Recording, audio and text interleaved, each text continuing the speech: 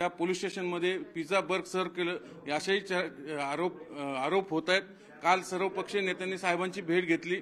साहेबांनी ऍक्शन मोडमध्ये येऊन रात्रीतनं आरोपीच्या वडिलांना म्हणजे बिल्डर जो बडे बापे विशाल अग्रवाल याला पकडलेलं आहे।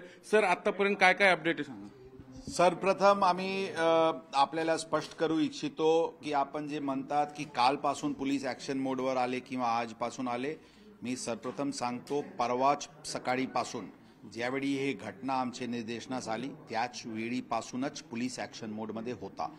304 कलम जे कल्पेबल होमिसाइड अमाउंटिंग टू मर्डरचे आहे, ज्यामध्ये जे नॉन बेलेबल आहे, ज्यामध्ये 7 वर्षापेक्षा जास्ती शिक्षा आहे, ती कलम त्याच दिवशी लावण्यात आला होता।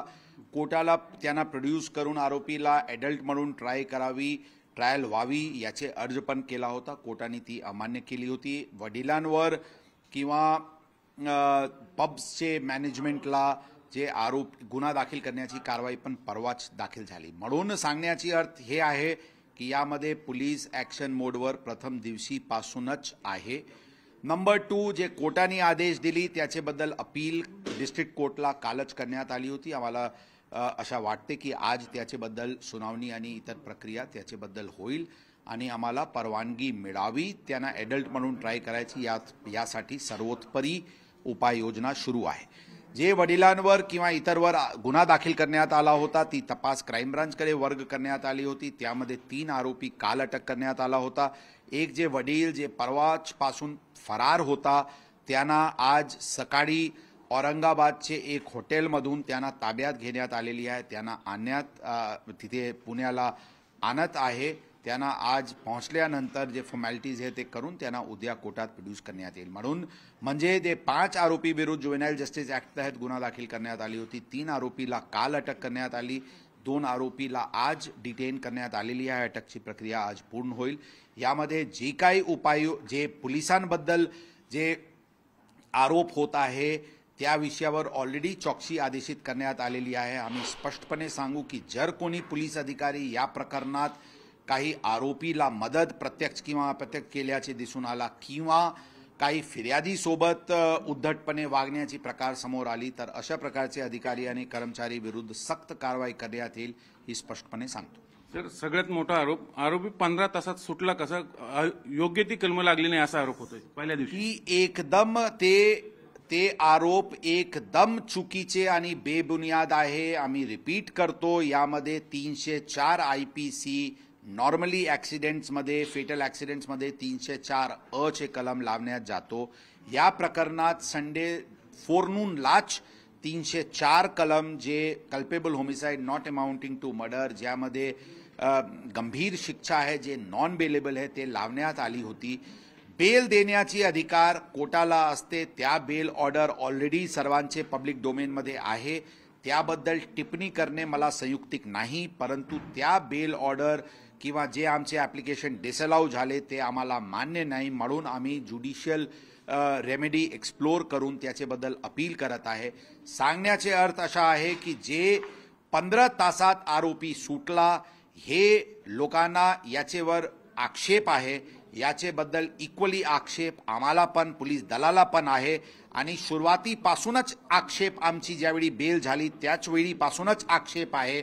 परंतु पोलिसांनी कलम कमी लावली किंवा पोलिसांनी काही ढिलाढाला कारवाई केले, हे आरोपमध्ये 1% पण ते सत्यस्थिती नाही आहे। इनफॅक्ट मी वारंवार रिपीट करत आहे की कोणताही लीगल एक्सपर्ट्सचे पॅनल समोर आम्ही डिस्कशनसाठी तयार आहे की जे भूमिका पोलिसांनी घेतली, जे कारवाई पोलिसांनी केली, याचेपेक्षा कोणी आणखी कडक भूमिका आम्हाला सजेस्ट करू शकतात, त्याबद्दल आम्ही चर्चा करण्यास तयार आहे। आम्ही ठामपणे आणि जबाबदारीने सांगतो की जे भूमिका पोलिसांनी घेतली ती मोस्ट स्ट्रिंजेंट पॉसिबल जे अप्रोच होता, ते लीगल अप्रोच होता, ते पोलिसांनी घेतलेली आहे। अत्यंत प्रोफेशनल रीत्याने एक गोष्टी जे काही घटनाक्रम झालेली आहे ते पोलिसांनी अत्यंत प्रोफेशनली हँडल केलेली आहे। दुसरा प्रश्न असा, बार 1 वाजेपर्यंत किंवा 1:30 वाजेपर्यंत चालणार, तो रात्री उशिरापर्यंत बारमध्ये आढळून आले, त्याच्या बिलावरची डेट आहे, तारीख आहे, वेळ आहे। सगळे याचे प्रकरणात जे लेट रनिंग ऑफ पब्स बद्दलची तक्रार आहे ते आम्ही स्पष्ट करतो। 1:30 वाजेपर्यंत पब्सची टाइम आहे, 1:30 वाजेपर्यंत बंद होतील यासाठी पोलीस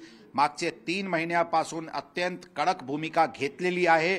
80 to 90% त्यामध्ये सुधार दिसून येते. काही एबरेशन जे दिसला त्यांच्या विरुद्ध यापूर्वी पण कडक कारवाई करण्यात आलेली आहे. या प्रकरणात जे ऑनलाईन बिल्सचे पेमेंट्स झालेली आहे, अल्कोहोलची असतील किंवा फूडचे असतील, ते सगळे 1:30 वाजताचे पूर्वीचे आतापर्यंत दिसते. सीसीटीव्ही फुटेजेसवरून पण 1:30चे सुमारास हे प्रकारचे पब्स बंद झाल्याचे दिसून येते. परंतु प्रश्न हे बरोबर आहे की अंडर एज लोकांना हे जे लोक दारू सर्व करतात त्यांचे विरुद्ध म्हणून आम्ही एक डिटरंट एक इफेक्ट व्हावी म्हणून आम्ही हे ज्युव्हेनाइल जस्टिस ऍक्ट तहत गुन्हा दाखल केलेले आहे. याचे पुढे पण जर कोणी बार किंवा पबमध्ये अंडर एज लोकांना दारू सर्व करण्याची प्रकार समोर आली, असेच प्रकारचे सेक्शन 77 ज्युव्हेनाइल जस्टिस ऍक्ट तहत कारवाई करण्याची भूमिका पोलिसांची आहे.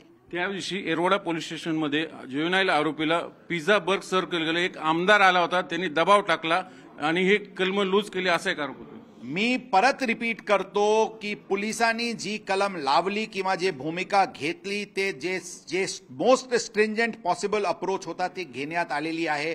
म्हणून कोणताही प्रकारचे दबावचे बली पोलिसांनी पडला असे म्हणण्यामध्ये 1% पण तथ्य नाही आहे. जे मी ऑलरेडी म्हटले की जर ऑलरेडी चौकशी आदेशित करण्यात आलेली आहे, जर कोणी पोलीस अधिकाऱ्यांनी अशा प्रकारचे कृत्य केल्याचे समोर आली, नक्कीच त्यांच्यावर अत्यंत कडक कारवाई करण्यात येईल. त्यांनी दारू प्राशन केलं होतं की नाही काय म्हणतात, त्याचा रिपोर्ट निगेटिव्ह आला, त्यातनं तो सुटणार आहे. ऑलरेडी आम्ही सांगितले की सीसीटीव्ही फुटेजेस घेण्यात आलेली आहेत, त्यामध्ये मद्य प्राशन करताना ते दिसून येत आहे. सीसीटीव्ही फुटेजेस असतील किंवा ऑनलाईन बिल्सचे पेमेंट असतील जे करण्यात आलेली आहे, त्याचे बिल्सचे रेकॉर्ड आमच्याकडे आहे.